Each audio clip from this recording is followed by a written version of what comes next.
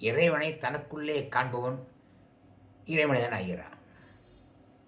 அவனை பார்த்தாலே தனியாக தெரியும். இறைவனை தனக்குள்ளே காண விரும்பாதவன் நாத்திகன்.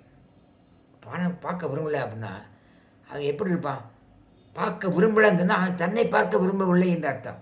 சும்மா கண்ணாடியில் வந்துக்கிட்டு அப்படியே இது பண்ணி மீசை இது பண்ணிட்டு இது பண்ணிட்டு அப்படி டை போட்டு அப்படி போட்டு மேக்கப் போட்டு எல்லாம் போட்டான். என்ன மாதிரி உங்களை பிடிக்கவே மாட்டாங்க, உங்களை பிடிக்காம போயிடும் ஒரு நாளைக்கு.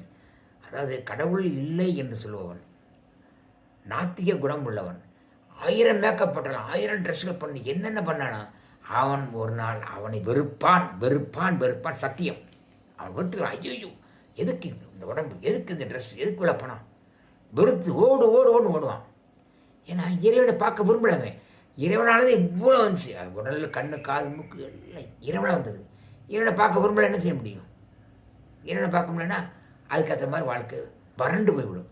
வாழ்க்கை வளமாக நலமாக செழிப்பாக இருக்க வேண்டும் என்றால் அவர்கள் இறைவனியர்களாக வாழ வேண்டும், இறைவனை ஏற்றுக்கொள்ள வேண்டும், இறைவனுக்காக வாழ வேண்டும், இறைவனை வெறுக்கக்கூடாது, இறைவனோடு சேர்ந்து வாழ வேண்டும். இதுதான் மனிதர் கற்றுக்கொள்ள வேண்டியது. பிடிச்சிருந்தால் லைக் பண்ணுங்கள், சப்ஸ்கிரைப் பண்ணி ஷேர் பண்ணுங்கள்.